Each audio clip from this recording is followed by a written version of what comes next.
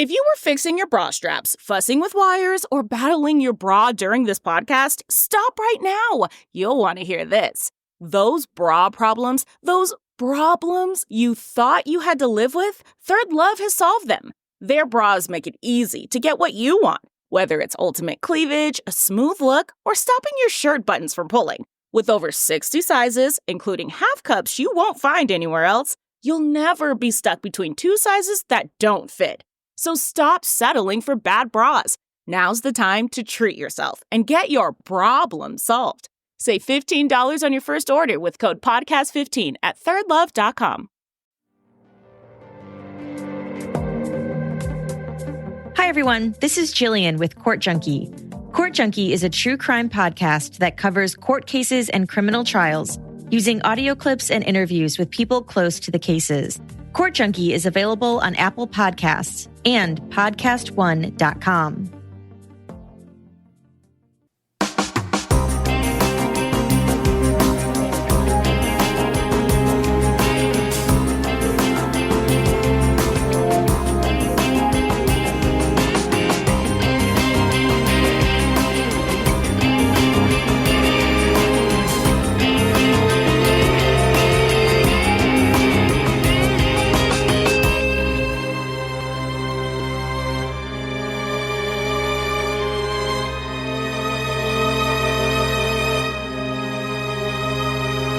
Hello, everyone, and welcome to episode 323 of the True Crime All the Time Unsolved podcast. I'm Mike Ferguson, and with me, as always, is my partner in true crime, Mike Gibson. Gibby, how are you? Howdy ho, neighbor. Hey, neighbor. I wish we were neighbors. I just bought the house next door. Oh, you did? Would that scare you? You're just now telling me? Would that be scary? No, actually, I would feel safer. Yeah? With your arsenal. Yeah. And my arsenal combined, and all the K-bars. You wouldn't be worried about me coming in and taking all your food?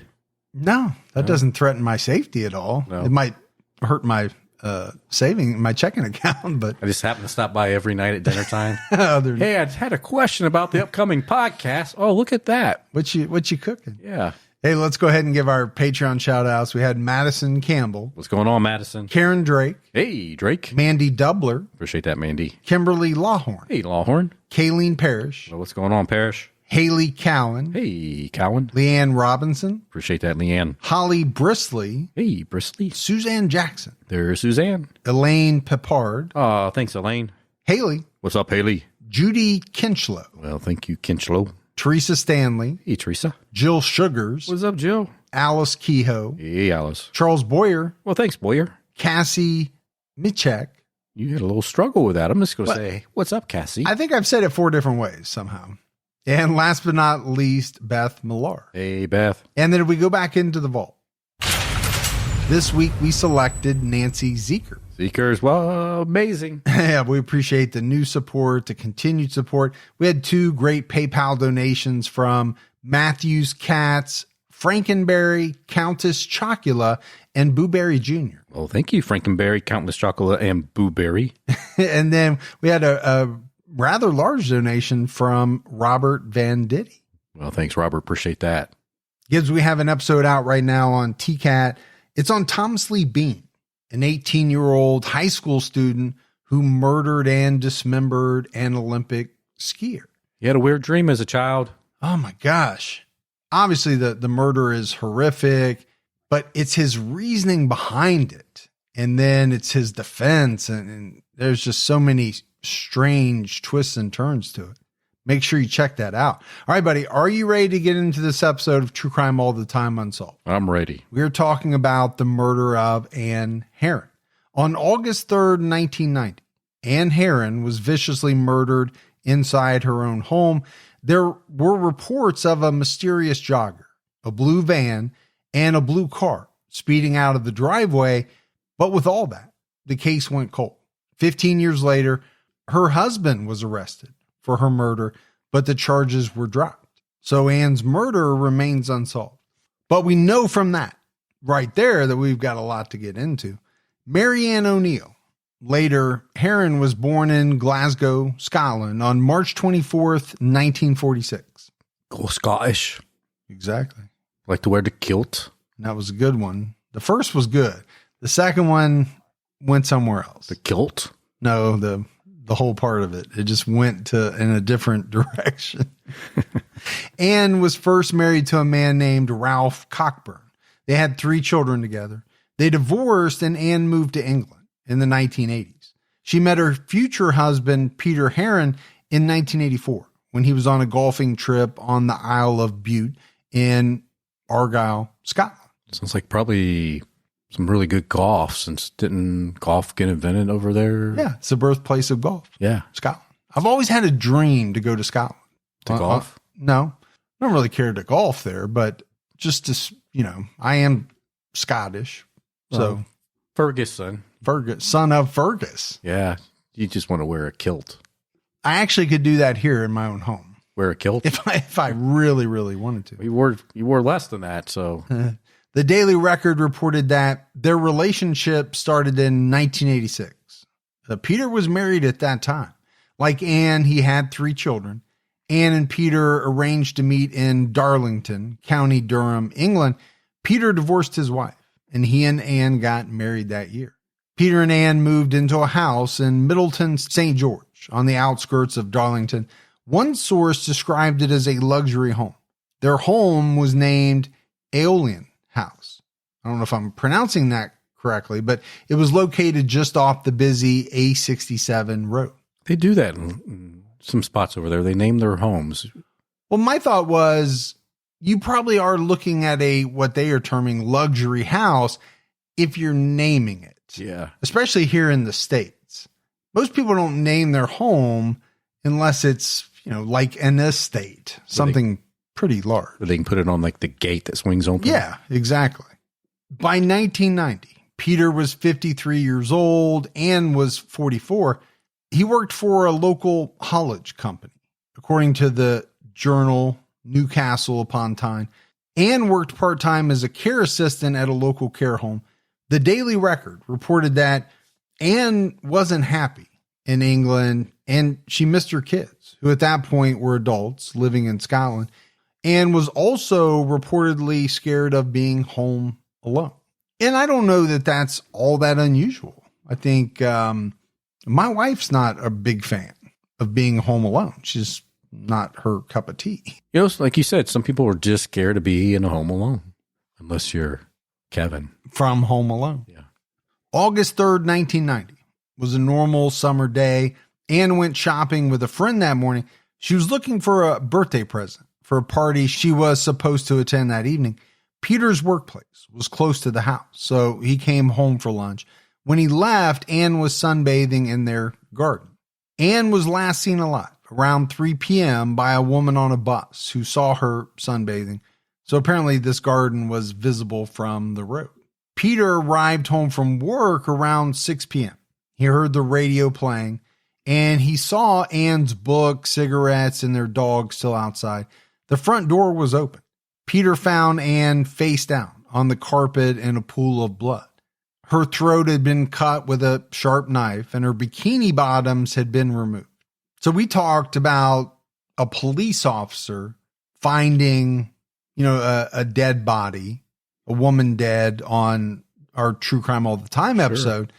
Now we've got a husband. And as bad as it would be for a police officer, I think you have to take it to another level when you're talking about a loved one. It's very tough to walk home and see something like that. Yeah, assuming that person didn't have anything to do with it. Yes. The police described the murder weapon as similar to like a box cutter or some type of scalpel. The murder weapon has never been found. As usual, the police wanted to establish Peter's alibi. His colleagues confirmed he was at work a mile away when Ann was killed. Peter cooperated with investigators from the beginning. Now, we already said, though, he came home for lunch. So, yes, he was at work a mile away, but at one point he did come home. And I think that's going to kind of loom large at some point in this case. On August 6, 1990, Detective Superintendent Keith Redmond warned the public that the man who killed Ann could kill again, saying the ferocity of the attack suggests this man will stop at nothing if confronted. Okay, I understand that statement. You're warning the public that there's a murderer on the loose.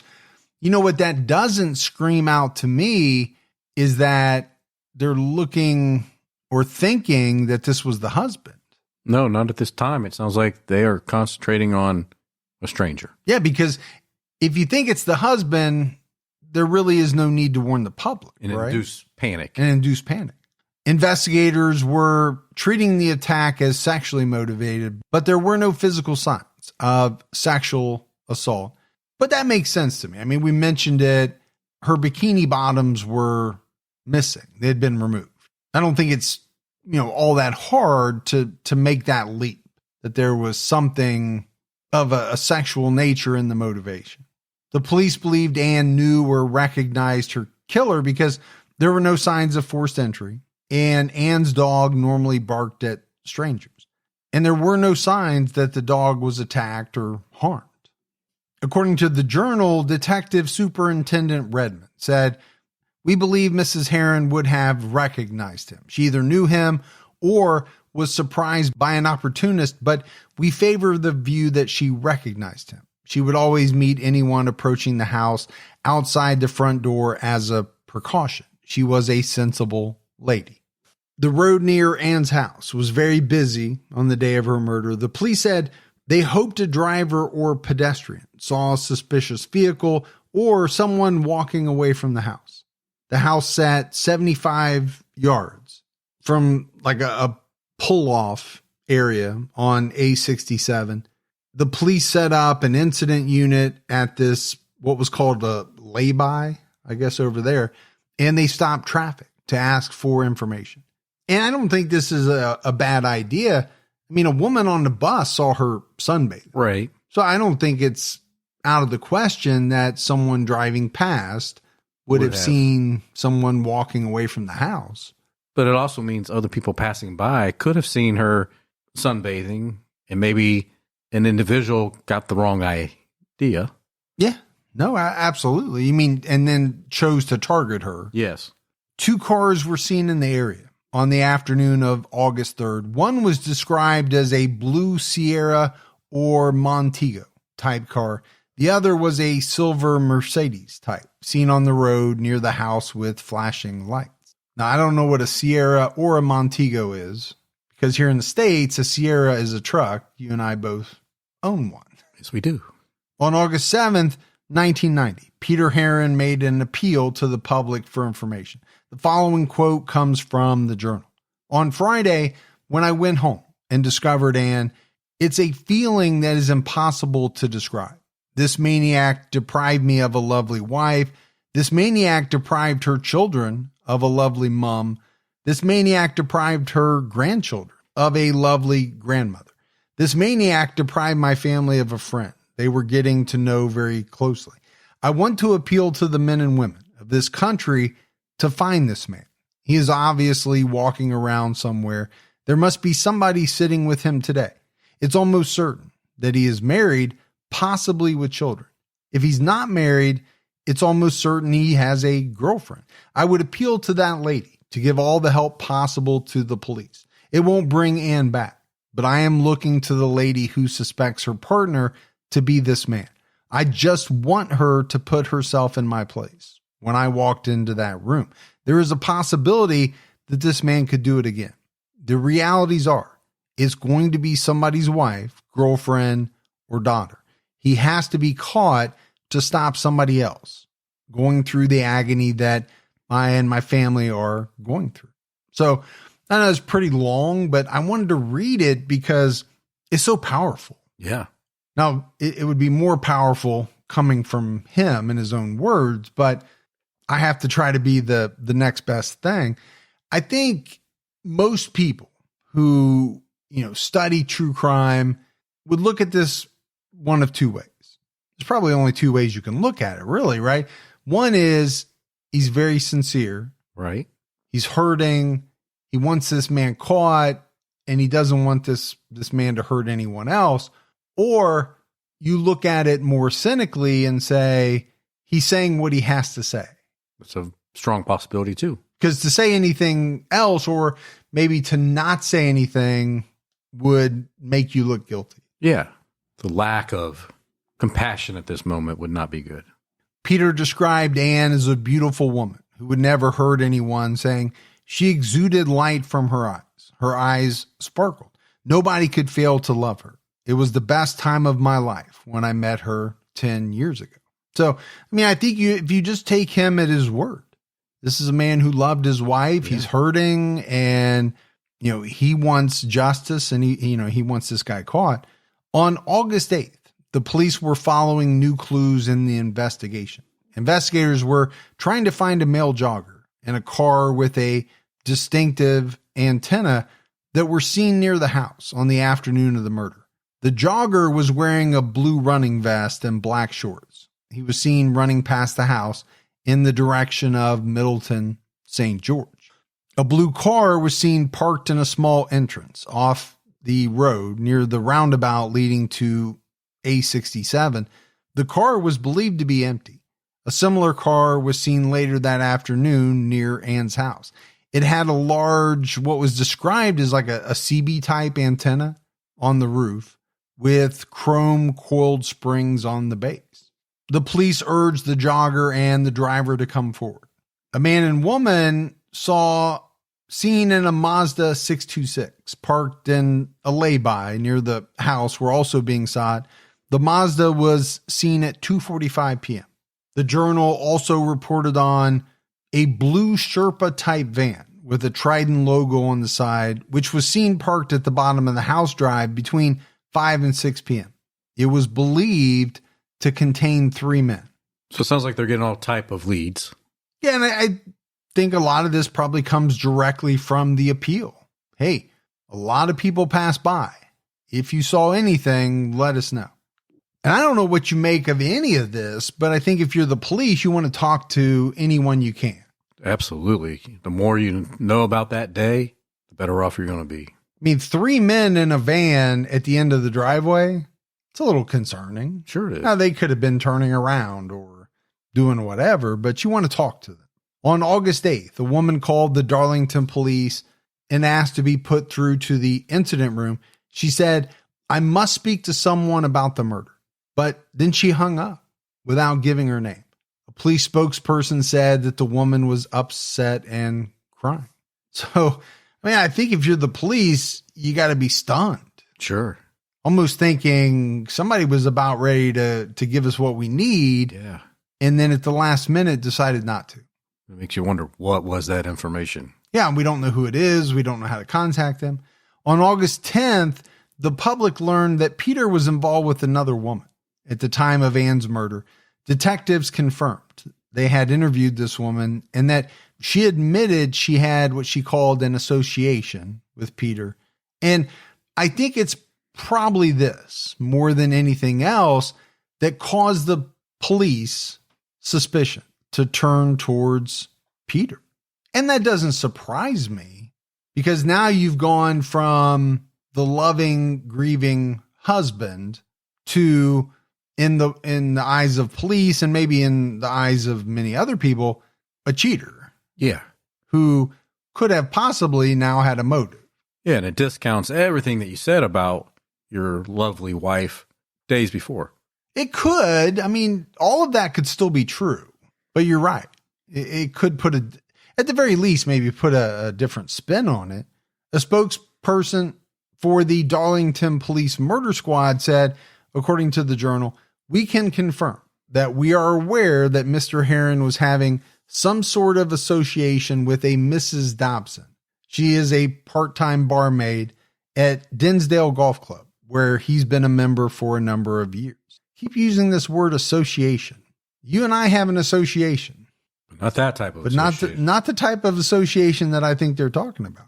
But I'm guessing she's super happy her name's in the public. Oh, yeah, because she's married. So, it's not going to be good, right, for anybody. Marion Dobson was 32 years old at that time. She had been married to 52-year-old Albert Dobson for 2 years, but they had lived together for 11 years.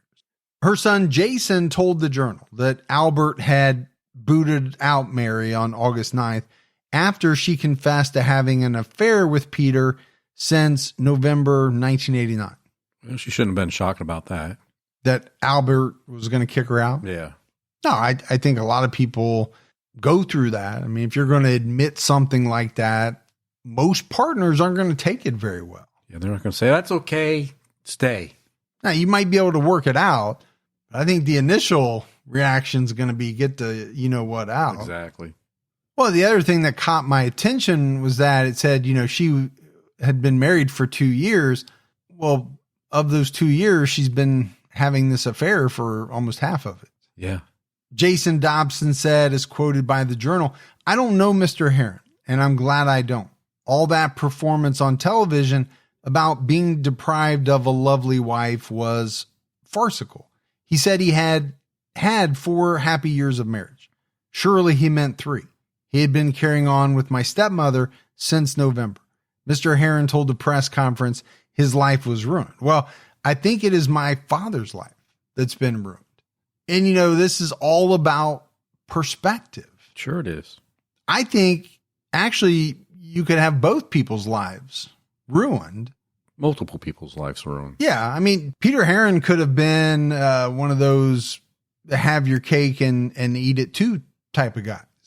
I'm not saying it's right. I don't condone it, but it's kind of, how do you look at it?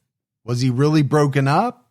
Did he really love his wife and also make the decision to cheat on her? I think it's possible. Doesn't make you a good guy. It doesn't. You're not going to come out looking good during something like that. No, once you get labeled as the cheater, no, there's no way. Jason said that the affair came to light when someone told the police about it. Marianne admitted it to the police and then confessed to her husband. It was also reported the police were following a new line of inquiry. A man reported seeing a blue car leaving Ann's driveway at 5:05 p.m. on the day of the murder. It almost hit 2 cars traveling down A67 heading to Darlington. The car was believed to be a 5-year-old Japanese model. The driver was described as a suntanned man aged about 30 years old. The police took the man who saw the car to different car parks and showrooms to try to identify the make and model. So, we're talking about 1990. If that was today, you just pull it up on the internet. Pictures of cars. Yeah. But no, it's 1990. They've got to take this guy down to showrooms. Yeah, and parking garages and say, all right, does any of this look familiar? Try to find a car that looks like it. Yeah. True Crime All the Time Unsolved is brought to you by Progressive Insurance. Most of you listening right now are probably multitasking. Yep, while you're listening to Gibby and I talk, you're probably also driving, cleaning, exercising, or maybe even grocery shopping. But if you're not in some kind of moving vehicle, there's something else you can be doing right now, getting an auto quote from Progressive Insurance. It's easy, and you could save money by doing it right from your phone. Drivers who save by switching to Progressive save nearly $700 on average. And auto customers qualify for an average of 7 discounts. Discounts for having multiple vehicles in your policy, being a homeowner, and more. So just like your favorite podcast, Progressive will be with you 24/7, 365 days a year, so you're protected no matter what. Multitask right now. Quote your car insurance at Progressive.com to join the over 29 million drivers who trust Progressive. Progressive Casualty Insurance Company and Affiliates. National average 12-month savings of $698 by new customers surveyed who saved with Progressive between June 2021 and May 2022. Potential savings will vary. Discounts not available in all states and situations. Angie's List is now Angie, the home to skilled neighborhood professionals. Angie is your home for everything home, and they've made it easier than ever to connect with skilled professionals to get all your home projects done well. If you own a home, you know how much work it can take, whether it's everyday maintenance and repairs or making dream projects a reality. It can be hard just to know where to start, but now all you need to do is Angie that and find a skilled local pro who will deliver the quality and expertise you need. Angie has over 20 20 years of home service experience, and they've combined it with new tools to simplify the whole process. Bring them your project online or with the Angie app. Answer a few questions, and Angie can handle the rest from start to finish, or help you compare quotes from multiple pros and connect instantly. And all of that means you can take care of just about any home project in just a few taps, because when it comes to getting the most out of your home, you can do this when you Angie that. Download the free Angie mobile app today or visit Angie.com. That's ANGI.com. You know, my wife has been having trouble sleeping for years. A lot of that has to do with pain that she experiences from rheumatoid arthritis, and she's tried everything except microdosing. Our show today is sponsored by Microdose Gummies. Microdose Gummies deliver perfect entry-level doses of THC that help you feel just the right amount of good. My wife now swears by these. They help with pain, and they also help her get a great night's sleep. So I started taking them too, and they really are amazing. I'm getting the best sleep of my life. Don't be thrown off by the THC. These do not make you high. Microdose is available nationwide. To learn more about microdosing THC, go to microdose.com and use the code Unsolved to get free shipping and 30% off your first order. Links can be found in the show description, but again, that's microdose.com and code Unsolved. On August 23rd, Detective Chief Inspector Harvey Harris, a lead investigator, announced that the police had discovered 2 sightings of a jogger near the Heron home. The first sighting occurred around 3:10 p.m. The jogger was seen at the top of the driveway. 2 hours later, a passenger in a taxi saw a man running along a footpath passing by the front of the house, going towards Middleton, St. George. The passenger noticed the man because it was a hot day and he was running faster than a normal jogging pace. The man was wearing a blue singlet running vest and black or navy jogging trousers. The Journal quoted the report from the taxi passenger who said, "I noticed him because I thought it was strange that he was wearing long jogging trousers on such a hot day. He wasn't so much jogging as sprinting." Oh, that's going to get somebody's attention. Yeah. Do you own a pair of jogging trousers? I do not. I don't know if I own any trousers or anything I would call trousers. No trousers here. This witness described the man as 6 feet tall with a medium build, dark wavy hair that was cut at the nape of the neck. He was believed to be under 30. The car was spotted in the driveway after the sighting of the jogger, and it was about an hour later that Peter found Ann's body. So, I mean, the one thing, and you've already mentioned it, Gibbs, is that they are getting a ton of tips and leads. Now, they're vague. There's not a lot of specifics behind them. No, but it's better than nothing. Oh, absolutely. In total, the police were seeking 6 people, 1 or 2 joggers, 3 men in a blue van, and 1 man seen driving out of the home in a blue car. BBC's Crime Watch UK program broadcast the case in October 1990. On October 4th, a woman called the police and again hung up. A spokesperson said, "She rang our force HQ and we appealed to her to get back in touch with us, and her call will be treated with the strictest confidence." It is possible this lady is the same one who rang at the beginning of the inquiry. And I could see why they would think that. Somebody has some information they want to give you, and they're working up the nerve to make this call, but then they get scared or they get too nervous or whatever it is, and they hang up. But you got to wonder, what do they know? And why are they so scared not to follow through? Yeah, because you would think this is more than I saw a blue car. This is I know who did it type of call, you would think. On November 20th, 1990, an inquest into the murder of Ann Heron opened, but was adjourned the same day for further police inquiries.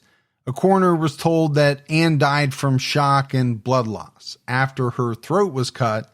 Peter Heron told the coroner that he found Ann dead at 5:50 p.m. He then called the police and identified the body. On April 16th, 1991, 3 men were arrested in connection with Ann's murder, but were released on bail. The inquest continued on October 18th, 1991. Detective Superintendent Keith Redmond told a coroner that there was a lack of a clear motive in the case. He described the crime scene. According to the Journal, he said Mrs. Heron's sub-lounger was at the corner of the house. Her radio was still playing beside it. Her body was in the living room. It was face down on the carpet. There was a lot of blood about it. It was obvious she was dead, but there was no sign of a struggle. There was only a small kink in the rug in front of the fire that could have been caused by the ambulance men. There was an area 25 yards from the front of the house of flattened down grass. There was a book, a bottle of suntan lotion, and a pair of slip-ons. It gave the impression that someone had sat there reading. The contents of the house were completely undisturbed, and there was no evidence that anything was missing. 2 years after the murder, Detective Superintendent Keith Redmond appealed to the public again for information, no matter how trivial. He said the police would not give up their hunt for the killer, which was the longest investigation in the history of the Durham County Police Force. And that kind of shocked me.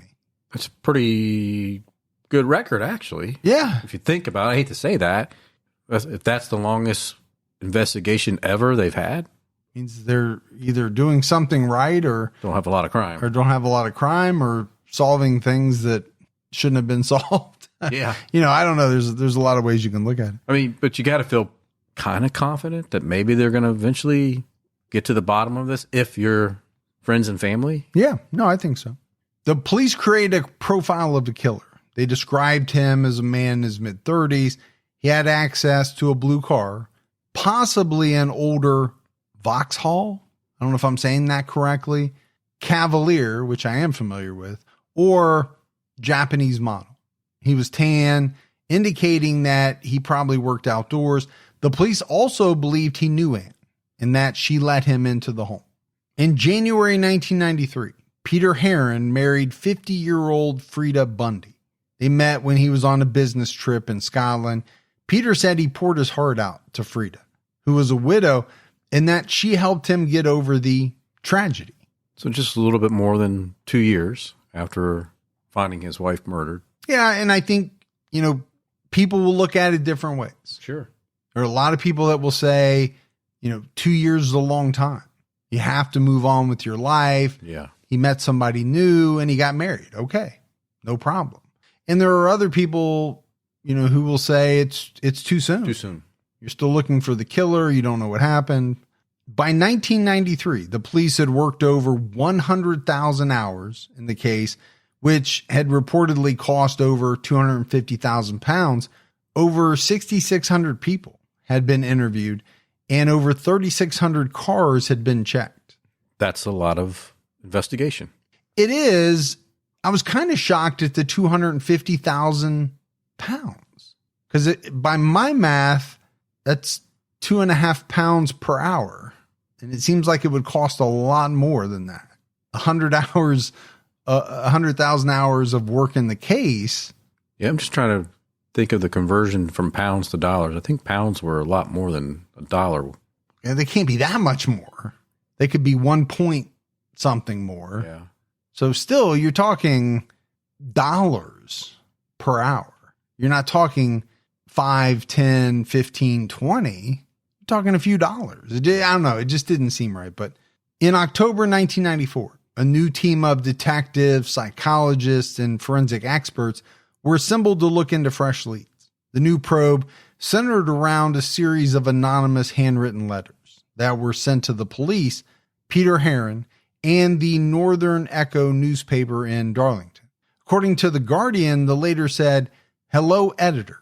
It's me, Ann Heron's killer." The writer ended the letter with, "Your readers will have plenty to talk about. Signed, the killer." All right.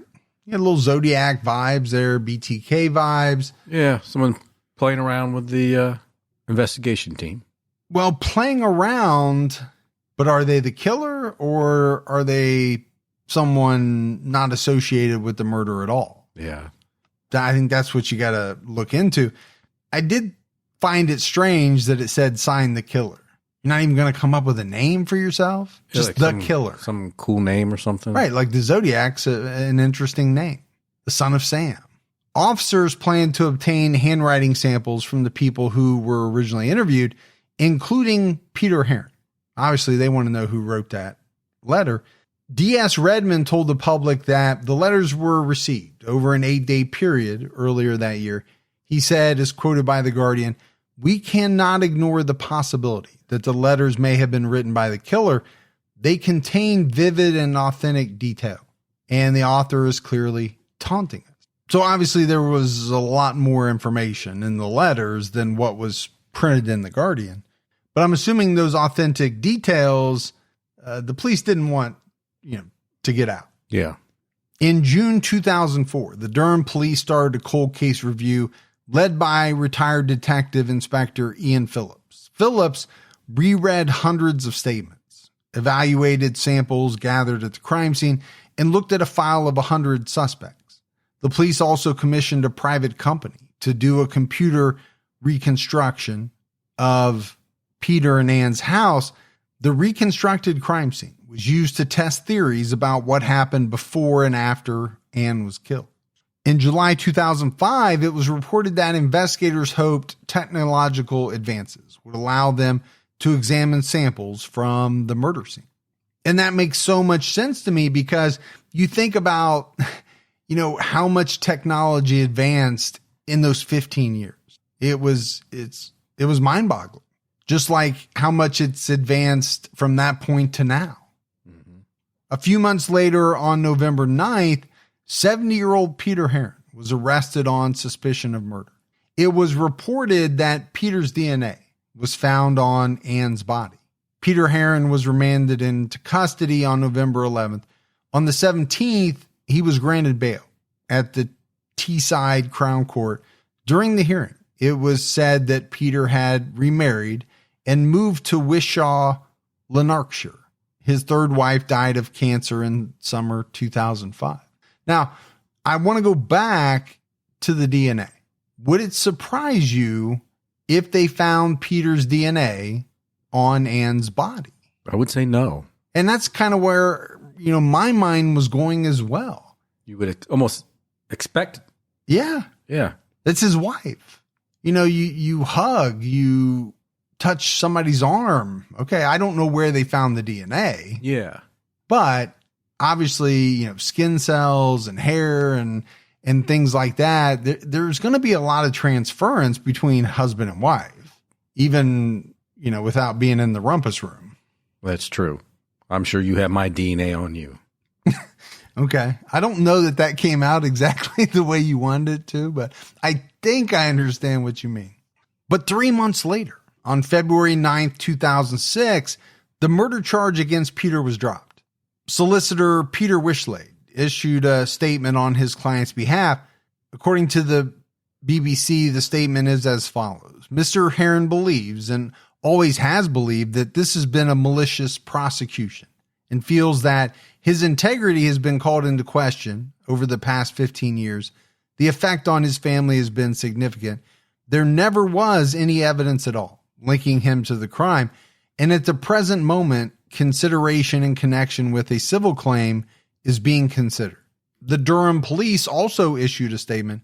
Durham Constabulary carried out an exhaustive investigation prior to Peter Heron's arrest. The inquiry team sought advice from the Crown Prosecution Service lawyers at each critical stage of the inquiry. The CPS decision to charge Mr. Heron with his wife's murder was one fully supported by the police. Since Mr. Heron's appearance before the court, additional expert opinion in a key area of the prosecution's case has been obtained. An eminent barrister engaged by the Crown has, as a direct result of that evidence, advised the case should be discontinued. To me, that means somebody came forward and said, hey, that DNA doesn't mean what you think it does. Yeah. Or it's not going to be enough. Just the mere fact that you found DNA on her body to, prosecute this man. I think it'd be very difficult. The investigation was supposed to continue after a full review by independent experts of all the forensic evidence in the case, it was expected to take several months. In August 2006, Peter's attorney wrote to the Durham police to press damages claims. Peter claimed he was a victim of wrongful arrest, malicious prosecution, and false imprisonment. The Durham police responded, according to BBC, "If he takes us to court, we will vigorously contest it." Peter Heron spoke with BBC's Inside Out and said he wished he had gone to trial so he could have cleared his name. Peter said, "I wanted to go in front of a judge and jury, and I wanted them to say not guilty. Everything is still in limbo, and I'm not prepared to let that go on any further. I am proud of my good name, and I want it back." So, a couple of things here for me.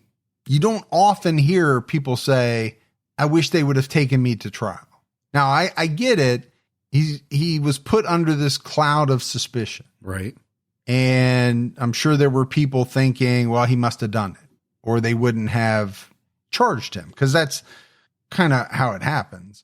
But to say that, you wanted to roll the dice and go in front of a judge and jury, I don't know if that's the smartest thing to do. I get it. You want your name back. Sure. You want it to be unsullied. In May 2007, it was announced that the police had commissioned specialists from the Forensic Science Service in West Yorkshire to use the latest laboratory techniques to test evidence from the crime scene. In February 2008, Peter's daughter, Debbie Simpson, criticized the police, saying that a failure to follow up on key evidence tarnished her father's name. She told BBC, "I believe the main evidence is the blue car. How can you possibly rule out somebody who was seen fleeing the scene of the crime at the time of the murder? They haven't checked, and they don't know where the driver is." Okay, I'm not sure she's wrong about that, but it's not evidence. No, it's just person of interest. Yeah, and if you can't find him, you can't find him. On the 20th anniversary of Ann's murder, Debbie Simpson appealed for the killer to come forward, according to BBC, saying, "I would just plead with him to give himself up. Just bring it to an end. This guy may be married. He may have children. He may have parents. And I would plead with them as well. Bring it to an end. Justice for Ann and justice for Dad in this lifetime." And I understand wanting that. But how many appeals like that are going to work? If you have the killer out there, and let's say he is married, he does now have children, or did have children at the time. Doesn't benefit him to come out. No, absolutely. I mean, there is no benefit whatsoever, unless for some reason this person's conscience gets, so bad that they just can't live with it anymore. And you would think they would have already gotten to that point. Sure, after 20 years. But, after 20 years. But I understand the plea, don't get me wrong.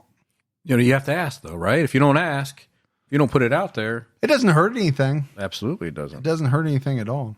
In August 2015, the Northern Echo published a letter from Peter to the local police chief. The following are some quotes from that letter. "Dear Mike Barton, Chief Constable of Durham Police and the Crown Prosecution Service, in 2005, Durham Constabulary seemed determined to prosecute me, an innocent man, and send me to prison for the rest of my life. That would have allowed the real perpetrator of the crime to live among us. A look at the facts shows there was no evidence against me. In fact, the case against me in 2005 collapsed within weeks. However, I believe that important evidence that could have helped catch the real killer was ignored so that I could be prosecuted. Why was the discovery of some of my DNA so tiny that it needed 15 years to grow in laboratory conditions before it could be tested, found in my own home and on the body of my own wife, the basis of my arrest? Why was other important evidence discounted from that point?" Very strong and good point. I think it is. At the very least, I think you have to ask the question, did they get tunnel vision at some point and just get locked in on him? Now, it wasn't early on. If it was very early on, I would say more likely that they had tunnel vision. Sure. I mean, his arrest came many, many years after the murder, but he went on to say, "During my interrogation in 2005, and presumably as part of the prosecution case against me, the police insisted that I could not account for a full 2 hours of my day on August 3rd, 1990, the day of Ann's murder. That is wrong. I had lunch with Ann at 1 p.m. and returned to the office at 2. At about 3 p.m., I received a telephone call from a client, Cleveland Bridge, who asked me to attend his office to discuss a contract my company was tendering for. I left the office shortly after 3 and made the short journey to Cleveland Bridge and was in front of the client and 2 of his colleagues by about 3:15 p.m. I left the meeting at about 4:30 and arrived back in the office at 5, returning home at 6 to find Ann dead on our living room floor. Each and every step of my movements, as I've described, are corroborated by witness statements. Police focused on a single statement by a former employee of mine who reported that he saw me driving my white Mercedes car erratically at high speed around a roundabout at 3:15 p.m. This alleged sighting was at the exact same time that I was sitting in front of 3 members of Cleveland Bridge, whose completed statements testify to this fact. And he basically calls out the police and says that this statement by a former employee better suited their theory. Right? It worked for them. He also talked about how in 2005, police officers were dispatched to re-interview witnesses from the original 1990 inquiry. He asked the question, why were some of those witnesses challenged on the timings they stated in their original statements and invited to reconsider and change them? So again, now this is him talking. Sure. But if some of these things are true, do you look at the police a little more skeptically? You have to. At least, as it regards the arrest and prosecution of Peter Heron. And yeah, I think you're right. So in this letter, he goes on to question a lot of the things that were done by police. And he ends it with, when will I receive a public apology? Yours, Peter Heron. So, there's no doubt he's bitter. Yeah. And if he didn't have anything to do with his wife's murder, then rightfully so. And I would want my name cleared as well. In August 2015, news outlets reported that a 64-year-old woman identified as Sylvia came forward to report that a man had confessed to murdering a woman. Sylvia was working in a card shop in Newton Aycliffe in late 1992 or early 1993 when a man came into the shop and went to the back with the manager to talk about possible orders. They were gone for 10 minutes. When they came out, the manager seemed frightened and was shaking.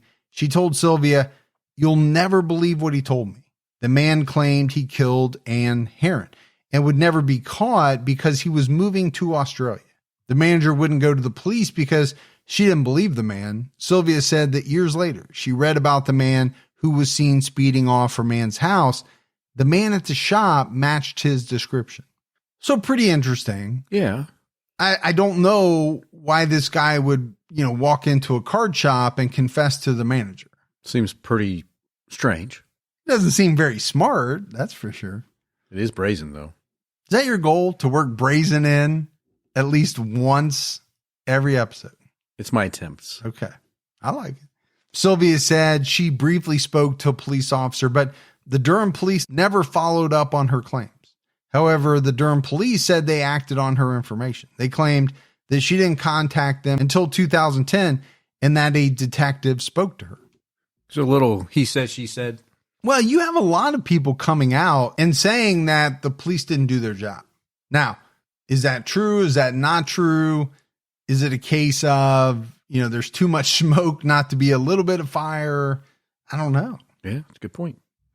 On the 30th anniversary of Ann's murder, a private investigator named Jen Jarvie identified a viable suspect in the case. Jen Jarvie started working for Peter Heron in 2016. The potential suspect was Michael Benson, who died in 2011. Benson was serving a life sentence for attempted murder, but escaped prison in 1989. Jarvie identified different factors, pointing to Michael Benson as a suspect. First, he was an escaped prisoner. He had a criminal history, including assault with a shotgun, robbery with a carving knife, and burglary. Benson also had ties to the local area, and his whereabouts were unknown to the police when he escaped. Finally, Benson owned a blue car. So somebody that could be a possibility. Well, there's a lot of things in there, but they're pretty vague, or they're pretty broad. How many people own a blue car? Probably a lot. A lot. Yeah. I mean, there's nothing there directly tying him to the murder. No. There are things there that can't, maybe you would say, well, we can't rule him out. Yeah. I would maybe say that. On July 18th, 1990, two women were attacked on a footpath beside the River Ware in Durham. A man grabbed them and threatened them with a knife. Artist impressions from the July attack look similar to a picture of Benson. According to Jen Jarvie, his escape was featured on Crime Watch in November 1990. The Durham police said the case would never be closed and new evidence would be fully considered. In 2020, the Durham police also reported that they're using new forensic techniques to review case material.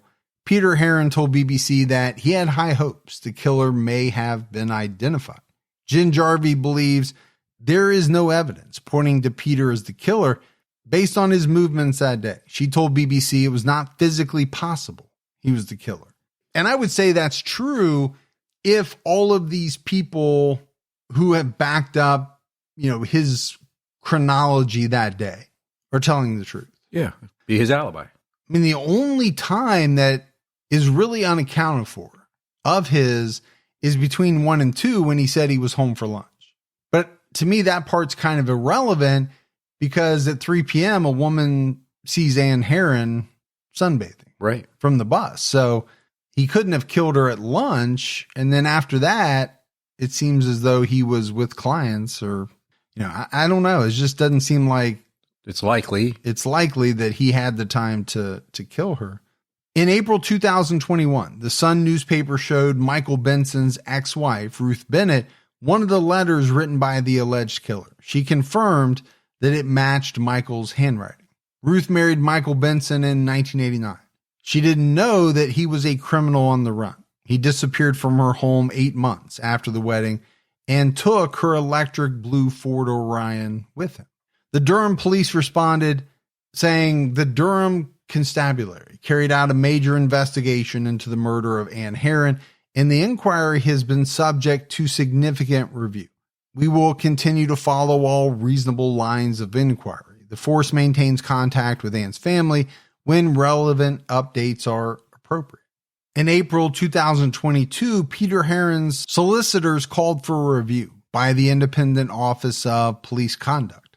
He also issued a statement, in part that read, "I have the utmost respect for our brave police officers who, in Durham Constabulary's own words, can make a difference to people's lives, but sadly, the actions of a few have brought the reputation of many into question."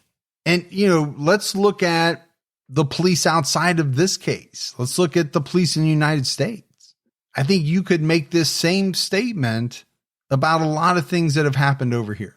You and I respect the police. We've said it many times, but there have been some really bad officers who did bad things who kind of cast this shadow or, pall over police in general. And then I think a lot of people now have this kind of bad view in general of the police.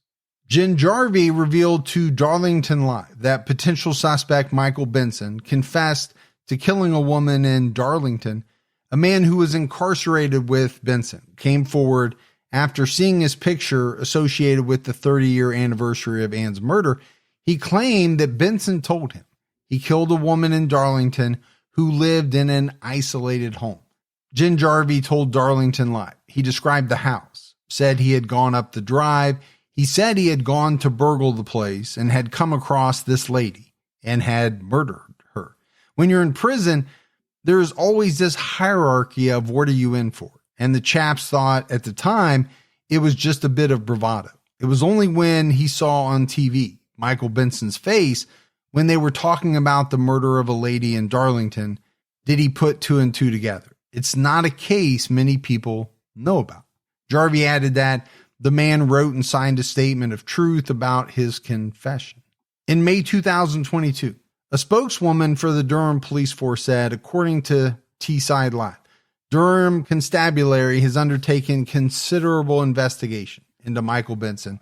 We have evaluated the information gathered and have determined that Michael Benson is not and never has been a suspect in this case. August 2023 will mark the 33rd anniversary of Ann's murder. As the years pass, the chance of finding her killer alive decreases. But the Heron family still deserves answers. Peter Heron is in his late 80s. And, we've kind of talked about it. He's lived under this suspicion that he murdered his wife for 3 decades now. Both he and his family want the real killer to be identified or arrested so that, he can officially clear his name. Yeah, his name should be cleared. If he didn't have anything to do with it, his name should be cleared. So, as we wrap this one up, I don't know what the real truth is. From the facts that we gathered, it doesn't seem likely that Peter Heron killed his wife. If people are telling the truth about, him being at their office at a certain time and things like that, you have the jogger, you have the blue car, you have this guy, Michael Benson, who on paper looks like a pretty good suspect. Sure. And you have a jailhouse informant saying, he confessed to it. How much stock can you put in that? Right. But I want to talk about the police coming out and saying that Michael Benson has never been a suspect. Well, that doesn't mean he didn't do it. It just means that you've never focused in on him or got to the point where you considered him a suspect. I mean, I think you'd have to say they really jumped on Peter. Now, it took many, many years. It did. But this DNA found on, Ann's body, again, I go back to that and say, I would expect that. It's almost kind of embarrassing when you think about it. I hate to use that word, but.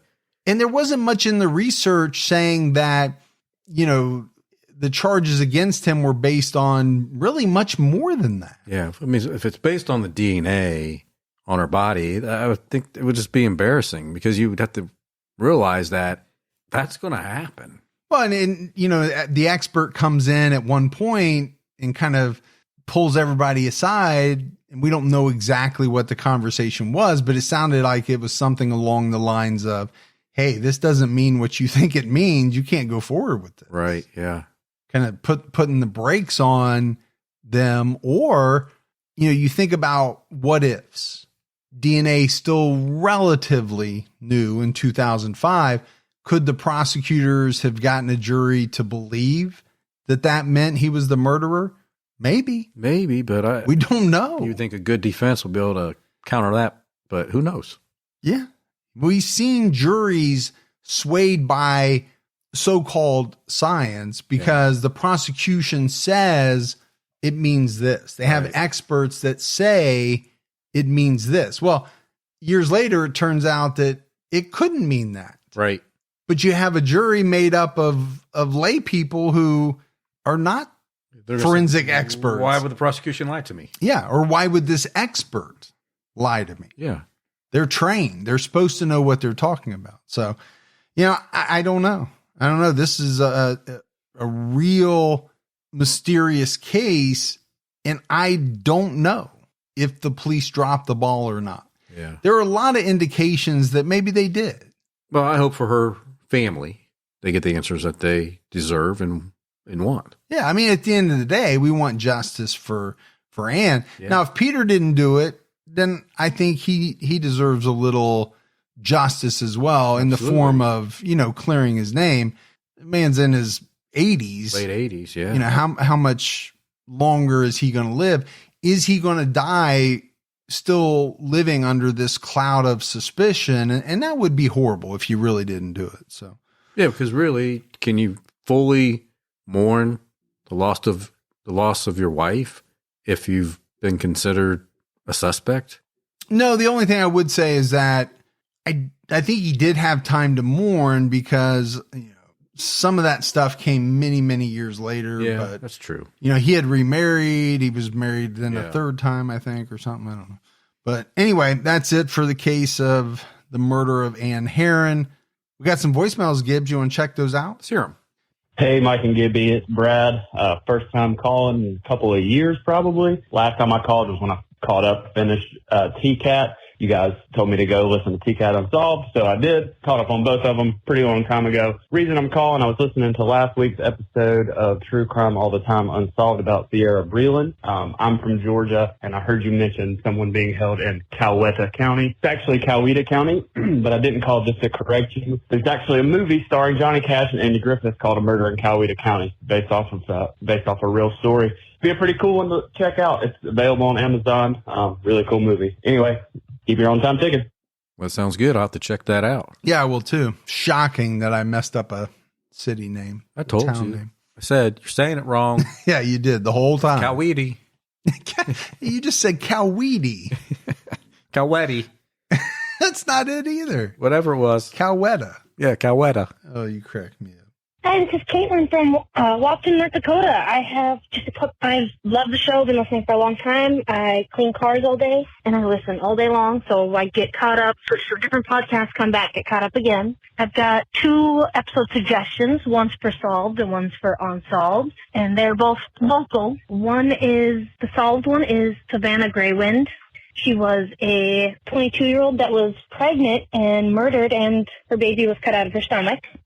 And the other one happened in Wapaton, where I'm from, is Andrew Sadek, and that's an unsolved one. They both have documentaries on them, and the Andrew one, I came home from school one day, and the cops were searching the river in my backyard to see if his body had floated down that certain branch of the Red River. So I would love to hear you guys do those 2 cases. Stay safe, keep your head on a swivel, keep your own time ticking, and I am Team T-Cat. Cleans cars. I need my truck cleaned out.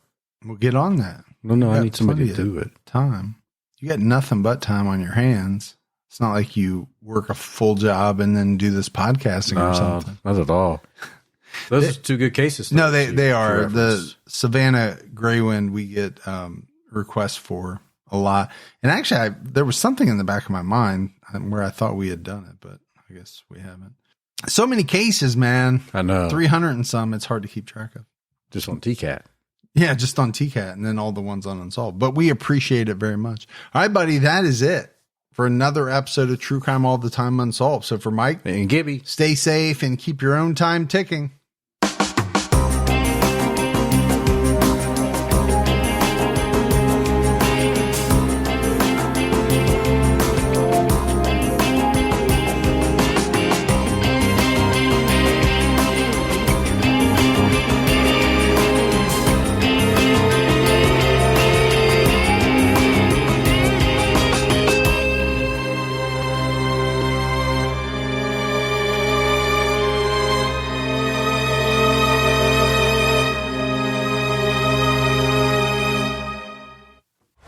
Stream the biggest blockbusters this summer with Popcorn Summer Movies on Pluto TV.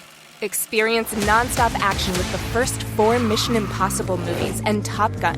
Laugh out loud to comedies like Anchorman, The Legend of Ron Burgundy, and The Backup Plan. With thousands of free movies, Pluto TV has something for everyone. Available on live TV and on demand. Download Pluto TV on all your favorite devices and start streaming now.